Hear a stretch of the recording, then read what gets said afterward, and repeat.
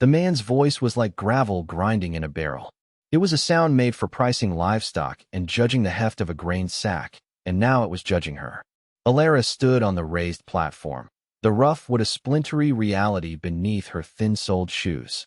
The sun was a hammer, beating down on the dusty square, making the air shimmer over the heads of the crowd. They were all there. The faces she had known her whole life, now turned up to her with a sickening mix of pity, curiosity, and cruel amusement.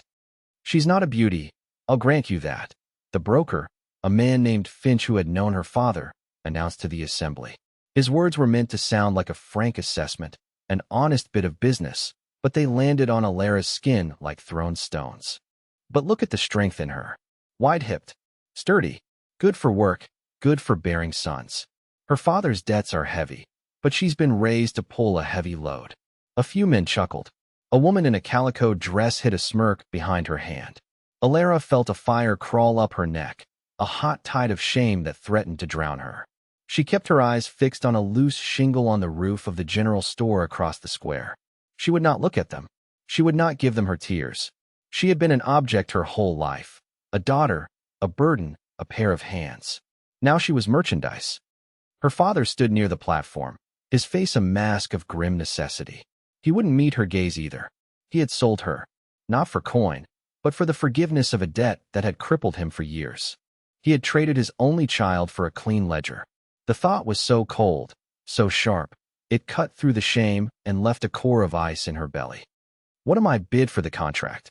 Finch bellowed, his arms sweeping towards her as if she were a piece of unclaimed baggage. A housekeeper for life. A guarantee of 3 meals a day and a roof. A good Christian home. The silence that followed was worse than the laughter. It was a heavy, suffocating blanket of judgment. No one wanted her, not even for the price of a debt. The shame curdled into something else, something hard and sharp. Anger. A bright, clean shard of it. She lifted her chin. She turned her head and looked, for the first time, directly at the crowd. Her voice, when it came, was not loud, but it was clear and cold as winter water. I am not a mare to be sold. A collective gasp went through the square. Finch's jaw dropped. Her father flinched as if struck. For a single, breathless moment, she had seized control. She had spoken a truth so fundamental they had all forgotten it. She was a person. The moment shattered. A man in the back, a wealthy rancher named Thompson she knew by sight, laughed a booming, dismissive laugh. Got a bit of spirit, that one. Might need breaking. The spell was broken. The bidding, such as it was, began. It was a pathetic affair, men offering paltry sums more as a joke than a serious offer. The humiliation mounted with every lowball call. She was a gag. A town spectacle. The fat girl on the block. She retreated back inside herself, to a place where the noise couldn't reach her, where the stares couldn't burn. She focused on the splintery wood beneath her feet, the only solid thing in a world that had turned to liquid shame. And then, it was over. A deal was struck. Not with Thompson, but with a man she didn't know, a man who wasn't even there. His name was spoken in a low murmur between her father and Finch. A name she didn't catch. All she knew was that her fate had been sealed. She had been disposed of. Finch helped her down from the platform, his hand on her arm suddenly gentle, as if he were handling fragile goods that were now someone else's property. He'll be along to collect you, he said, his voice softer now that the performance was over. She pulled her arm away. She walked away from him, away from her father, away from the lingering stares of the townspeople. She didn't run. She walked with a rigid straightness, her head held high, her gaze fixed on nothing. She rounded the corner of the livery stable and slumped against the rough, sun-warmed wall, finally hidden from view. The strength that had held her together dissolved. A single, hot tear traced a path through the dust on her cheek. Then another. They were not tears of self-pity. They were tears of rage. A rage so pure and so deep it felt like it could crack the very foundations of the earth. It was the accumulated pain of a lifetime of being judged, of being measured and found wanting, of being told her worth was tied to the width of her hips and the plainness of her face. She pressed her forehead against the wood, the rough texture grounding her. The sobs came then, silent, racking shudders that shook her entire frame. She cried for the girl who had believed her father loved her. She cried for the woman who had just been auctioned like a barren cow. When the tears stopped, something else had taken their place. The ice in her belly had spread, encasing her heart. It was a cold, hard resolve. She wiped her face with the back of her hand, her knuckles gritty with dust and dried tears. She made a vow, a silent promise to the wounded girl inside her. She would survive this. She would work, she would endure, but she would never, ever trust again. She would never depend on the kindness of another soul, especially not a man. Kindness was a lie, a down payment on a future betrayal. Her heart was her own, and she would lock it away, a fortress of one. From this day forward, she was an island. She would be her own rock, her own harbor. She had to be. No one else ever would. She took a deep, shuddering breath and pushed herself off the wall, her shadow long in the afternoon sun. She was ready, or as ready as she would ever be. Cha! She waited for an hour that felt like a year. The sun began to dip towards the jagged line of the western mesas, painting the sky in bruised shades of orange and purple. The sounds of the town faded into the evening rhythm, a dog barking, the distant clang of the blacksmith's hammer, the low murmur of voices from the saloon. Alara remained in the alley, a sentinel at the post of her own ruin. She did not want to be found in the open, to be stared at again. A wagon rattled to a stop at the end of the alley. A man's boots crunched on the gravel. He was tall, shadowed by the brim of a dusty hat. He stopped a respectful distance away, not crowding her space. "Miss?" His voice was low and quiet, not demanding. Alara didn't answer. She watched him, her eyes narrowed with the suspicion that was now her only shield. He was weathered, his face a map of sun and wind. His clothes were practical, denim trousers and a cotton shirt, worn but clean. There was nothing polished about him, nothing like the preening ranchers who had laughed at her. He looked like part of the land itself. "Finch said I'd find you here," he continued, his voice even. "I'm Silas. Silas Croft." The name she hadn't caught. The man who had bought her contract. She straightened up, her spine going rigid. "I'm ready," she said, her voice flat. He nodded slowly. He did not look her up and down. He did not assess her hips or her hands. His gaze was direct, assessing, but it was the way a man looks at a fence that needs mending or a sky that threatens rain.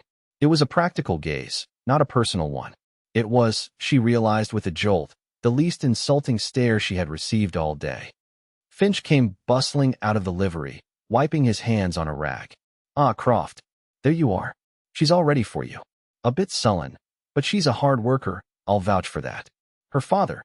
"That's enough, Finch," Silas said, his voice still quiet but cutting through the broker's chatter. "The business is done." He turned his gaze back to Alara. "The wagon's here. It's a long ride." He gestured to the wagon, then turned and walked towards it without waiting to see if she would follow. He trusted her to, or he didn't care. Either way, it was a relief. She walked behind him, her small bundle of belongings clutched in one hand. He took the bundle from her without a word and tossed it into the back of the buckboard, then offered a hand to help her up. She ignored it, climbing up onto the seat herself. She felt a grim satisfaction in the small act of defiance. He didn't seem to notice, or if he did, he didn't comment. He just climbed up beside her, took the reins, and with a soft click of his tongue, set the horses in motion. They rolled out of town, leaving the lights and the whispers behind them. They rode in silence for the first mile. The only sounds were the creak of the wagon wheels and the steady clop of the horses' hooves. The landscape opened up into a vast, arid expanse, dotted with sagebrush and skeletal-looking junipers. Alara kept her gaze fixed forward, her hands clenched in her lap. "I need to be clear about something," Silas said finally, his voice seeming to come from a great distance. Alara braced herself. Here it came, the list of duties, the expectations, the rules of her servitude. "This is not what you think it is," he said. "I didn't buy you." She let out a short, bitter laugh. It felt a great deal like being bought. He turned to look at her, his expression serious in the fading light. "I paid your father's debt. The contract is for housekeeping and to keep the books at my ranch. It is not for anything else. You will have your own room. It has a lock on the inside. You will be paid a wage, $5 a month, plus room and board." She stared at him, stunned into silence. This was not what she expected. "You are free to leave at any time," he continued, turning his eyes back to the road. "If you choose to go, I'll give you your first month's wage and take you back to town." No questions asked. I needed help. Your father owed a man I don't care for, a man who would not have been kind. This was the only way I could see to settle the matter. Suspicion, sharp and reflexive, flooded through her. Why? She asked, her voice tight. Why would you do that? He was silent for a long time, the wagon wheels grinding over the rocky track. My mother was a good woman who had a hard life, he said at last, his voice so low she had to strain to hear it. She taught me that you don't stand by and watch when someone is being treated like they are less than. It was the right thing to do. The answer was so simple, so devoid of guile, that it infuriated her. It didn't fit into the new, hard world she had just constructed for herself. It was a loose thread in the tapestry of her mistrust. She pulled at it. I don't need your charity, she snapped. I will work for my keep. I will earn every cent of that $5. And I will leave the moment I have enough to go somewhere no one knows my name. That is your right, he said, his tone unchanged. You'll be judged on the work you do, nothing else. They fell into silence again, a different kind of silence this time. It was still tense, but now it was laced with her confusion. He had given her a key. He had given her an escape route. He had given her a wage. These were not the actions of a man who had just purchased a servant for life. She didn't understand him, and she hated not understanding. It made her feel vulnerable. The sky was a deep, star-dusted indigo when he finally pulled the wagon to a stop near a small cluster of rocks. We'll rest the horses for a bit, he said, climbing down. He moved to the back of the wagon and pulled out a cloth-wrapped bundle.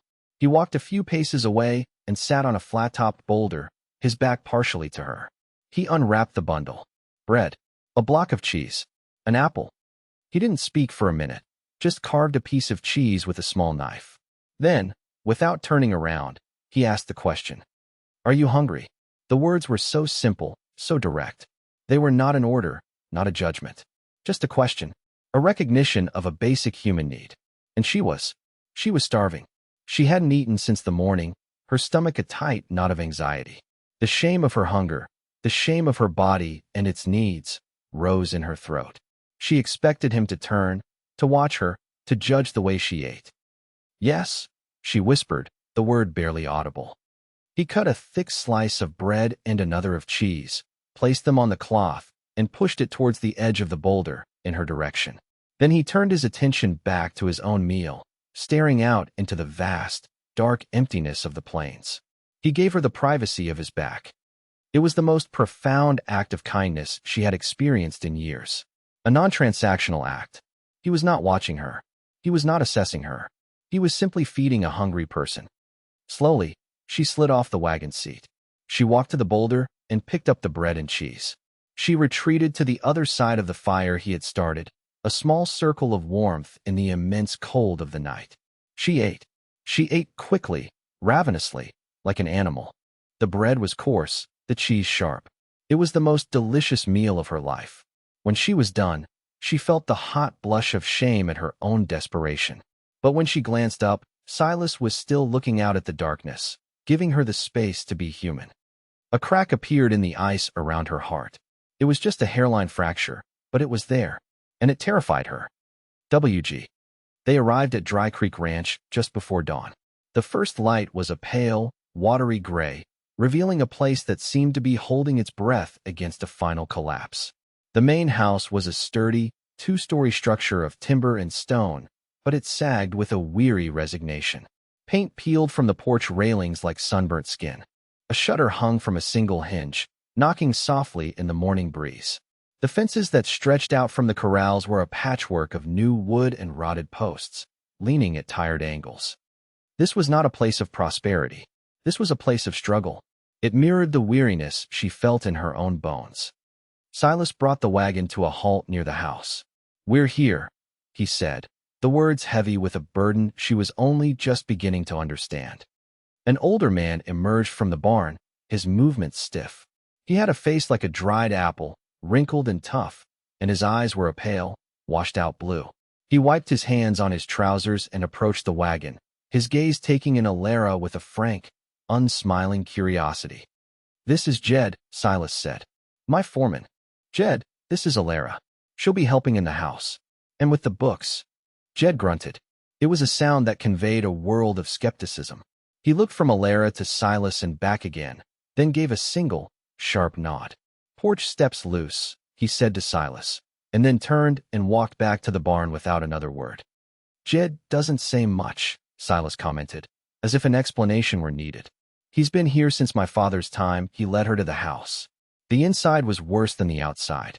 A layer of fine dust coated every surface. Dishes were piled in the sink. Boots, hats, and stray pieces of tack littered the main room. It smelled of stale coffee, leather, and masculine neglect. It was a house without a heart, a place for sleeping and eating, not for living. "It's a mess," Silas stated, the simple admission a testament to his exhaustion. "We've been shorthanded. Everything has been focused on the stock." "Your room is upstairs," he said, leading the way. Second on the left, he stopped at the door and handed her a small, iron key. "The lock works. No one will bother you," he paused, then added. "The kitchen is yours to manage as you see fit. Let me know what supplies you need." He left her there. Alara stood in the doorway of her new room. It was small and sparse, containing only a narrow bed, a small wooden wardrobe, and a washstand with a pitcher and bowl. But it was clean. Someone, Silas, she presumed, had taken the time to sweep the floor and change the linens. The window looked out over the vast, empty plains to the east. It was a room that promised solitude. She placed her small bundle on the bed and turned the key in the lock. The click was a solid, satisfying sound. For the first time in her life, she had a space that was entirely her own, a door she could close against the world. She did not rest. Rest felt like a luxury she hadn't earned.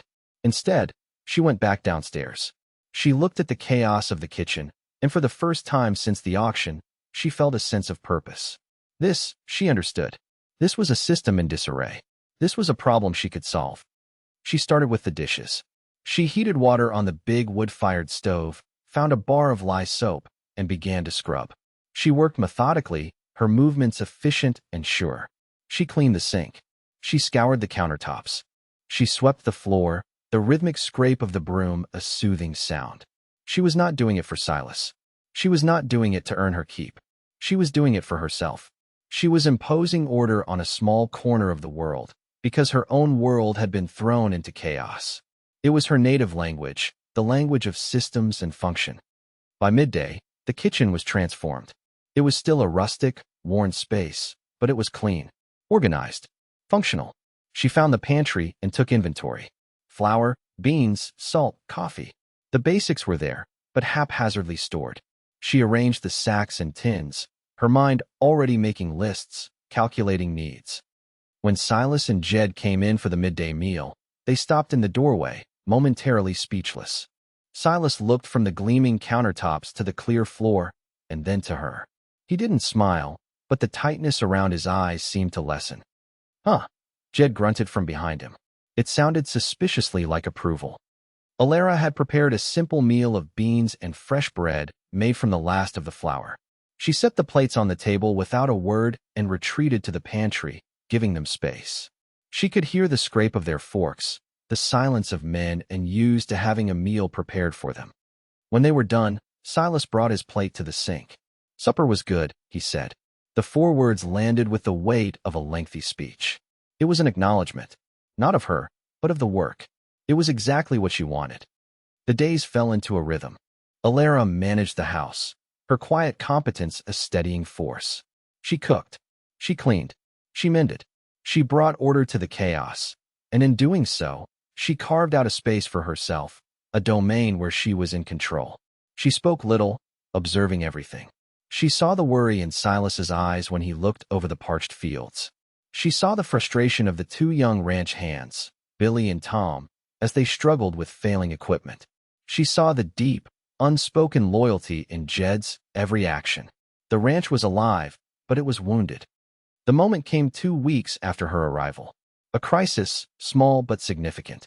The water pump that supplied the house, the small vegetable garden Alara had started to tend, and the horse trough suddenly sputtered and died. The silence was abrupt and alarming. Billy and Tom fiddled with the engine, a noisy, greasy affair of belts and pistons. Jed watched them, his face grim. Silas came over, wiping sweat from his brow with the back of his arm. "Can't get it to catch," Billy said, frustrated. "Spark is good. Fuel is getting through. It just won't draw. Something's seized in the guts of it, Tom added. We'll have to ride to Braxton for the mechanic. That's a day's ride there and back. If he'll even come. The prospect hung in the air, a sentence of dust and thirst. The horses needed water. The garden would wither. Alara had been standing on the porch, watching. She had listened to the sound of the pump every day, noting its rhythm, the slight cough it had developed. She understood machines not by name or theory, but by sound and logic. A system. Input, process, output. She walked over to the small group of men. They barely noticed her. She was part of the background, the woman who cooked the meals. It's not the engine, she said, her voice quiet. For heads turned to look at her. Surprise. Annoyance from Billy. Skepticism from Jed. But from Silas, that quiet, assessing gaze. The engine sounds fine when it turns over, she explained, pointing. The problem isn't power. It's suction. The rhythm was wrong yesterday. It was struggling. I think the intake line is blocked. Billy scoffed. We checked the line. You checked the top of it, Alara corrected, her voice gaining a bit of confidence. The intake valve is at the bottom of the well pipe. This time of year, the water level drops and the sediment at the bottom gets stirred up. It's likely clogged with sand and gravel. Silence. The men looked at each other. What she said made a dreadful kind of sense. It was a simple, logical diagnosis they had completely overlooked in their focus on the complex engine. Jed squinted at her. How would you know that? I listen, she said simply. Things have a sound when they're working right, and a different sound when they're not. Silas stared at her, a flicker of something new in his eyes. It was not surprise. It was recognition, as if he were seeing a tool he owned for years and had only just discovered its true purpose. Show me, he said. It was not a request. It was a quiet command that ceded authority to her. She became the foreman of this small, specific task. She directed them to rig a block and tackle to pull the long well pipe up from its housing. It was heavy, grimy work. Billy and Tom grumbled, but they obeyed, glancing at Silas for confirmation. He just nodded, his eyes on Alara. When the end of the pipe was finally clear of the well, the problem was obvious. The mesh screen over the intake valve was choked with a thick, gritty paste of sand and pebbles. Jed let out a low whistle. He looked at Alara, his expression one of pure, undisguised astonishment. He simply grunted, huh. They cleaned the screen, lowered the pipe back into the well, and reconnected it. Silas primed the pump, then engaged the engine. It coughed once, twice, and then caught. A moment later, a gush of clear, life-giving water poured into the trough. Billy and Tom stared, dumbfounded. Jed shook his head slowly, a rare smile touching the corners of his mouth. Alara just watched the water flow, a quiet satisfaction settling in her. She had been right. Her observation, her logic, had worked. Silas walked over to her, ignoring the others. He stopped in front of her, his gaze steady. The sun was hot on her face, but she didn't look away. Thank you, he said. It was more than gratitude. It was respect. You saved us 2 days and a lot of money. He paused, his gaze sweeping over the ranch, the dry fields, the sagging fences. Then he looked back at her, and the question he asked changed everything. What else can you do? Chug. The question hung in the air between them for a week. Silas did not press her, but Alara felt its weight. It was an invitation, an opening. He had seen a glimpse of the mind behind her quiet exterior, and he was curious. For the first time, someone was asking what she could do, not just what she was. The opportunity to answer came one evening after supper. The young hands had retired to the bunkhouse, and Jed was out checking on a pregnant mare. Alara was clearing the table while Silas sat with a ledger book open in front of him, his brow furrowed in a familiar expression of deep, frustrated worry. The lamplight cast long shadows, making the lines on his face seem deeper. It doesn't make sense, he muttered, more to himself than to her. He ran a hand through his hair. The cattle prices were decent this year. We had fewer losses than last, but we're deeper in debt. It's like pouring water into a bucket with a hole in it. We're bleeding, and I can't find the leak. Alara paused, a plate in her hand. She had seen the worn leather of the ledger books, had felt their ominous weight. They were the source of the shadow in his eyes. Maybe I could look, she offered, her voice quiet. I'm good with numbers. It was an understatement. Numbers were like music to her. They told stories, revealed patterns. They were a language of pure, unassailable logic. Silas looked up at her, his gaze holding that familiar, assessing quality. He had trusted her with his pump. Trusting her with his finances was a different order of vulnerability. The books held the secrets of his failure, the measure of his struggle against a world that seemed determined to break him. He hesitated for a long moment. Then, he pushed the ledger across the table towards her. "All right, Elara," he said, his voice heavy with resignation. "See if you can find the hole." For the next 3 days, Elara lived in the world of the Dry Creek Ranch's finances. She sat at the big kitchen table, the ledger spread before her, a pot of coffee always at her side. She ignored the dust, the cooking, the mending. This was more important. This was the ranch's lifeblood, and it was draining away. At first, she saw only what Silas had seen, a steady outflow of cash that outpaced the income. But she was not just looking at the totals. She was looking at the system. She began to cross-reference everything. Invoices against payments. Shipping manifests against supply receipts. She created her own parallel ledger on fresh paper, rebuilding the financial story from the ground up. And then she found it. It wasn't one big hole. It was 1,000 tiny cuts. A consistent overcharge of a few cents per pound on feed. This was sabotage. She kept digging. Who owned Consolidated Feed and Grain? The invoices listed a corporate address in the state capital. It seemed anonymous, impenetrable, but there was a name that appeared on several of the higher-value invoices, an authorizing signature from the regional office. A. Beaumont. Beaumont. The name struck a chord.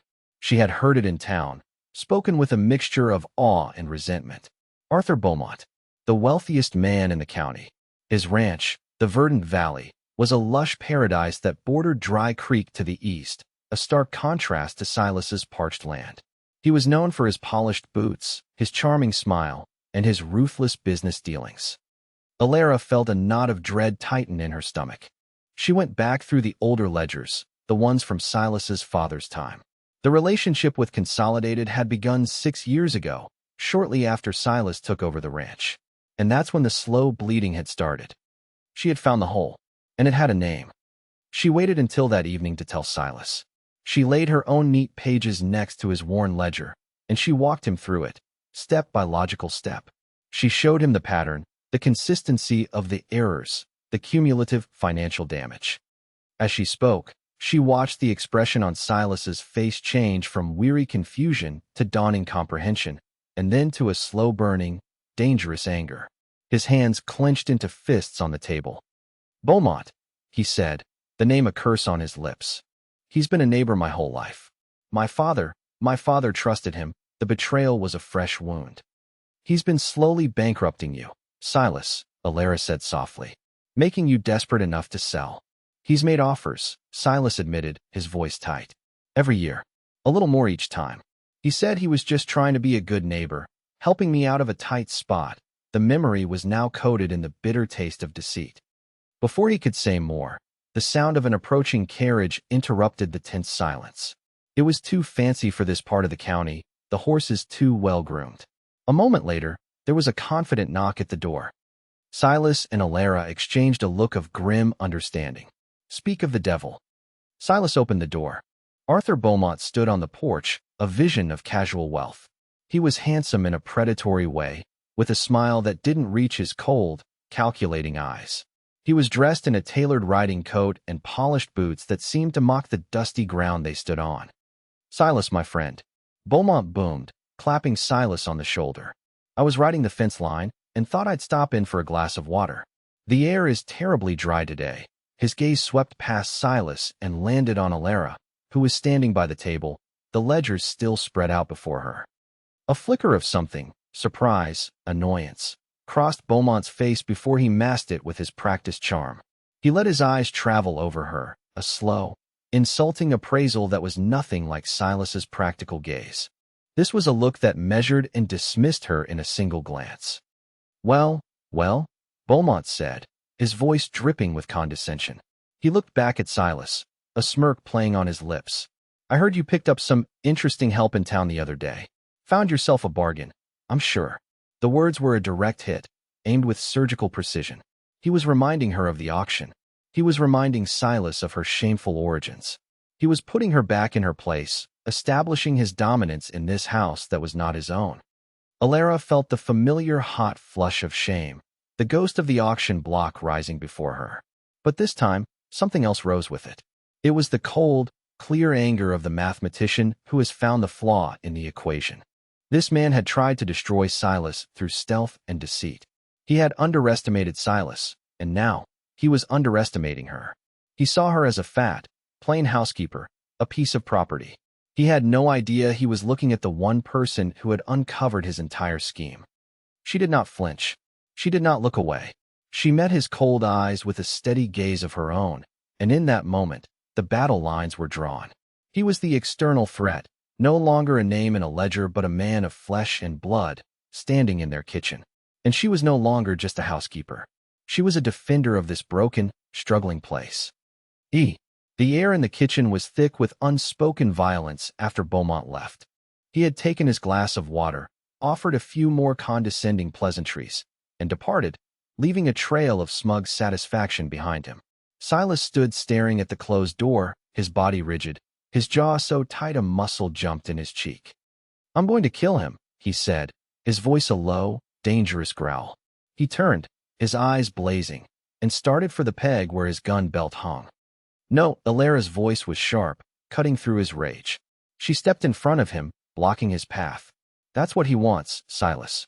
He robbed me." Silas snarled, his voice raw with betrayal. "He robbed my father. He stood in my kitchen and insulted you. He thinks he can get away with it. And he will, if you ride over there with a gun," she countered, holding her ground. "He's rich. He's powerful. He has the sheriff in his pocket. A fist fight or a gunfight, he wins. He'll claim self-defense, and you'll end up in jail or dead. Then he gets exactly what he's wanted all along. This ranch."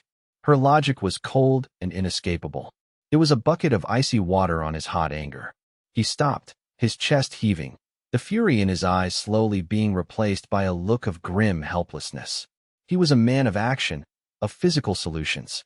This was a fight that couldn't be won with his fists. "So what do we do?" he asked, the fight draining out of him. "Let him win." "No," she said, her voice softening slightly. "We don't let him win. We just don't fight on his terms. We fight on mine." She gestured to the ledgers on the table. "He built a system of lies. We will dismantle it with the truth. But we have to be quiet. We have to be smart."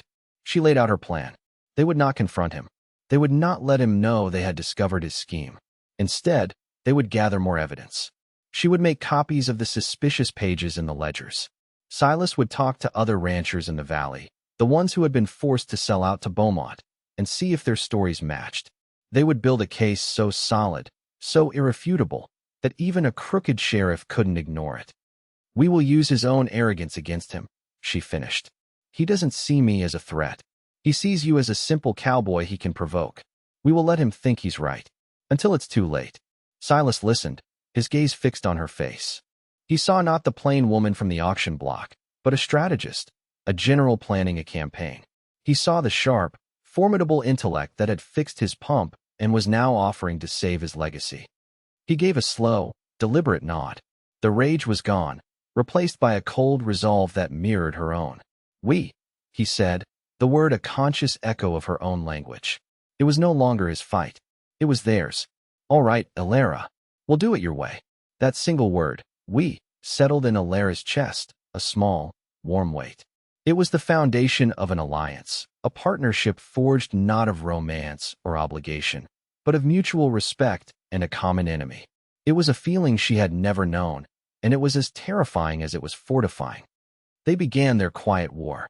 Alara spent her nights meticulously copying pages from the ledgers, her handwriting small and neat. During the day, Silas rode out, not to Beaumont's ranch, but to the small, struggling homesteads on the far side of the valley. He came back with stories that were depressingly similar. Unexplained equipment failures, sudden drops in well levels, and always a friendly, lowball offer from Arthur Beaumont. Beaumont, however, was not idle. Sensing a change, a stiffening of resolve at Dry Creek, he escalated his attacks. The assault began not with fire or fences, but with whispers. Rumors began to circulate in the town of Braxton. Vicious, poisonous little stories. That Silas Croft had lost his mind, taking in a whore from the auction block, that she was bleeding him dry, manipulating him, that the two of them were living in sin. The townspeople, the same ones who had watched her humiliation, eagerly consumed the gossip. It confirmed their prejudices. The young ranch hands, Billy and Tom, heard the talk when they went in for supplies. They came back sullen and resentful, their work growing sloppy. One afternoon, Alara overheard them talking behind the barn. "Whole town's laughing at him," Billy said. "Shacking up with that big woman he bought." Before Alara could retreat, her heart pounding with the familiar sting of shame, Jed's gruff voice cut through the air. "That big woman figured out the pump you two geniuses couldn't fix in a month of Sundays," he grunted. "She works harder than the both of you put together. The boss trusts her. That's all that matters. Now, unless you want to find work elsewhere, I suggest you get back to it and keep your mouth shut." The boys fell silent, chastened. Alara slipped away, a strange mix of gratitude and misery warring within her. Jed's loyalty was a balm, but the poison of the town's judgment was potent. The attacks became more direct. A section of newly repaired fence was cut one night, and a dozen head of cattle were scattered, taking half a day to round up. A week later, a small fire broke out in a remote haystack. It was discovered and extinguished quickly, but the message was clear. These were warnings, prods to provoke Silas into a foolish, angry reaction. But Silas, guided by Alara, held firm. He repaired the fence without complaint. He spoke calmly to the sheriff, who made a great show of taking notes and promised an investigation that both Silas and Alara knew would never happen. The constant pressure, however, was taking its toll, not on Silas, but on Alara. The whispers and the sabotage fed her deepest insecurity, the belief that she was a curse, a source of trouble. She had brought this down on Silas. Before she arrived, he was just a man struggling with debt. Now, he was a pariah, his ranch under siege. The town's judgment confirmed her own ingrained sense of worthlessness. She was the problem. The breaking point came during a necessary trip to Braxton for flour and salt. As she was leaving the general store, she passed a group of women on the boardwalk. One of them, the same woman who had smirked at the auction, looked Alara up and down and said to her friends, just loud enough for Alara to hear, "There goes Croft's folly. He'll be bankrupt within the year, all because he couldn't keep his trousers on for a fat whore." The words struck Alara with the force of a physical blow. She froze, her face burning. It was the articulation of her deepest fear. She was not helping him. She was destroying him. The ledgers, the pump, none of it mattered. In the eyes of the world, she was a liability, a stain on his name. She fled. She got the wagon and drove back to the ranch in a blur of tears and self-loathing. The vow she had made to herself, to be an island, to never trust, had been a fool's errand. She had let Silas in. She had let herself care about this place, about him, and her caring was going to be his ruin. There was only one thing to do. She had to leave. She had to remove the poison, herself, from his life. She went to her room and packed her small bag. It didn't take long. She had few possessions. She scribbled a short note, leaving the copies of the ledger pages on the table. He could use them. He could win this fight without her, without the scandal of her presence. She was standing on the porch, her bag in her hand, trying to summon the courage to walk away into the twilight, when Silas rode into the yard. He saw her, saw the bag, and his face hardened. He swung down from his horse before it had even stopped. "You were leaving?" he said. It was not a question. Before she could answer, before she could explain, Tom, the younger hand, came galloping into the yard from the direction of the north pasture, his face pale with panic. "Fire!" he screamed, pointing. "The main barn. It's on fire." Silas and Alara both spun around. Against the darkening sky, a terrifying orange glow was visible over the rise. The main barn. It held the last of their winter hay, expensive new equipment Silas had bought on credit, and the stalls for the best horses. "Alara," Silas said, his voice tight, grabbing her arm. His stoicism had finally shattered. His eyes were wide with a desperate plea. "Don't go. Not now. I have to." She choked out, tears streaming down her face. "Don't you see? This is my fault. The rumors, the attacks. I'm the reason he's doing this." "No," he said, his grip tightening. His voice was rough, passionate, a torrent of words from a man who rarely spoke more than a few at a time. You're the reason we're still standing. You're the reason I know who my enemy is. You're the only thing holding this damn place together. Do you think I care what those gossiping fools in town say?" He finally admitted what he had kept to himself. "I've been defending you, Alara. To anyone who would listen.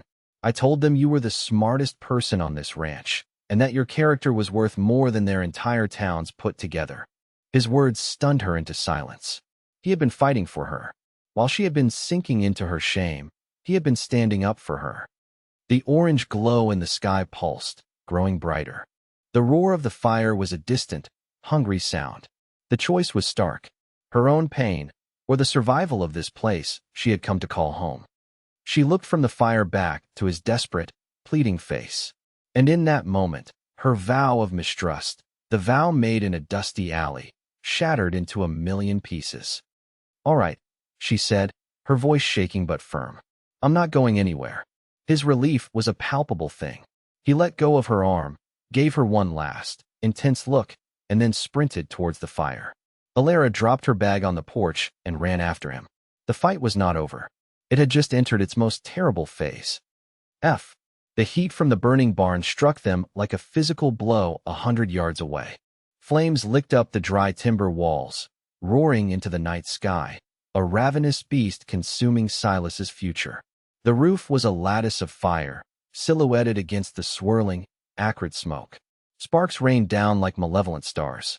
Jed and Billy were already there, frantically moving horses from the nearby corral, their faces grim in the flickering, hellish light. "The new thresher is in there," Billy yelled over the roar. "And the seed for spring planting." It was a catastrophic loss. Everything Silas had gambled on for the coming year was turning to ash. As if on cue, a buggy appeared on the ridge overlooking the scene. Arthur Beaumont sat in it, watching the destruction with a calm, proprietary air. Beside him was the town sheriff, a man named Calloway, whose impassive face was an insult in itself. Beaumont had come to watch his victory lap. Then, a new, more terrible sound cut through the chaos. A human scream. "Tom!" Jed shouted, his face contorted in horror.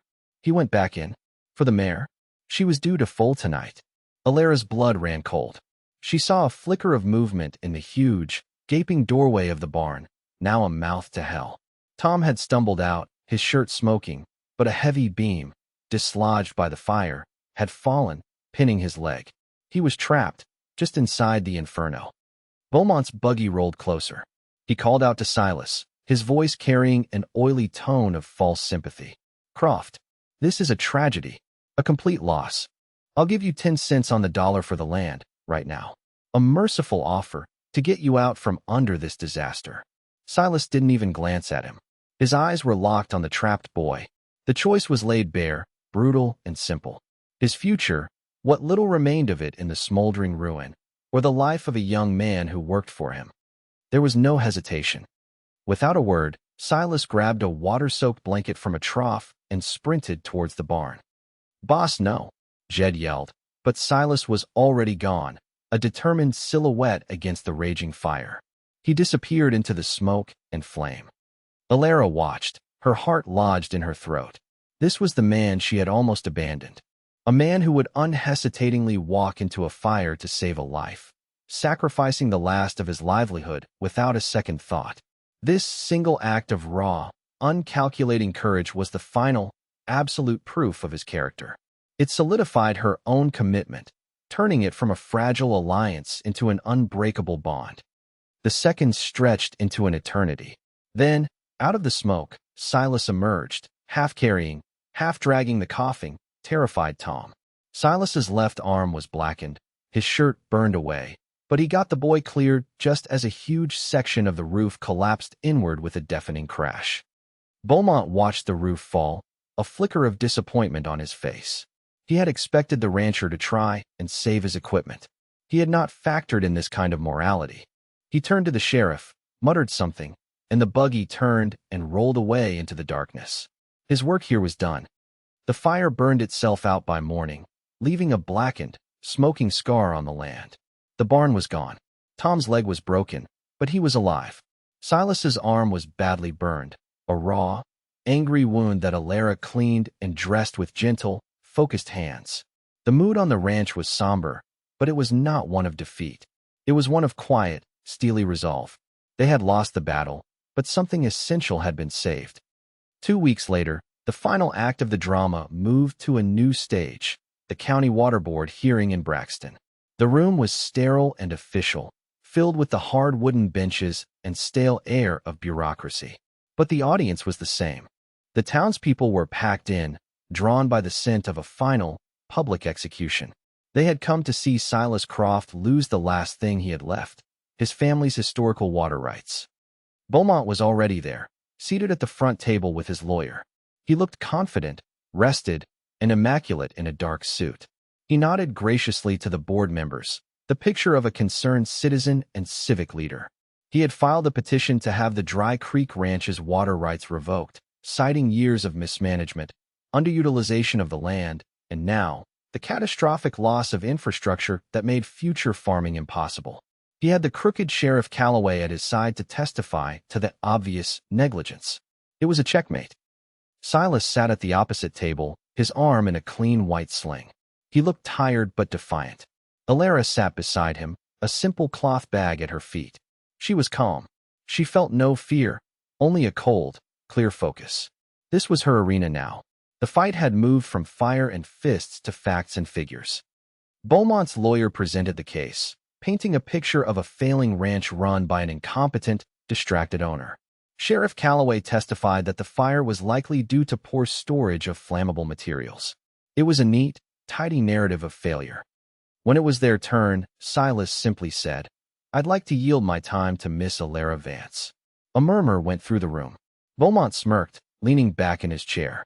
This was going to be amusing. Alara walked to the front of the room. She placed her cloth bag on the podium. She looked out at the faces in the crowd, the same faces that had watched her on the auction block. They were hungry for drama. She would give them truth instead. Mr. Beaumont's case rests on the idea that Dry Creek Ranch is failing due to mismanagement, she began, her voice steady and clear. He is wrong. Dry Creek is failing due to a calculated, long-term campaign of sabotage. She did not start with the ledgers. She unrolled a large map and pinned it to the board. It was a state geological survey map of the entire valley. "Water is the life of this valley," she said, her finger tracing the blue lines that marked the aquifers. "And for the last 6 years, the water that feeds Dry Creek has been slowly choked off." She then unrolled a second map, a hydrological chart she had drawn herself, based on weeks of walking the land and studying the old surveys. Mr. Beaumont's ranch, Verdant Valley, has a new, year-round spring that appeared 6 years ago. He calls it a miracle. It is not. It is a pump. She used a charcoal stick to draw a circle on Beaumont's property, then showed how it directly intersected the underground water table that fed Silas's wells. He has been illegally diverting groundwater, stealing the lifeblood of his neighbor's land. It's a violation of State Water Code 7B. Beaumont laughed out loud, a sharp, barking sound. This is absurd. The desperate theories of an uneducated farmhand. "Mr. Chairman," he said, turning to the head of the board, "are we really going to waste our time listening to this woman?" The insult hung in the quiet room. The word woman was delivered with such dismissive, patrician contempt that it was more damning than any slur. It was his fatal mistake. He had revealed the core of his prejudice. He did not see a person. He saw a category to be dismissed. Alara paused, letting the ugliness of his statement settle. Then she turned back to her bag. "Mr. Beaumont is right about one thing," she said softly. "I am a farmhand, but I am a farmhand who knows how to count." She pulled out the ledgers. Her copies. She laid them on the podium.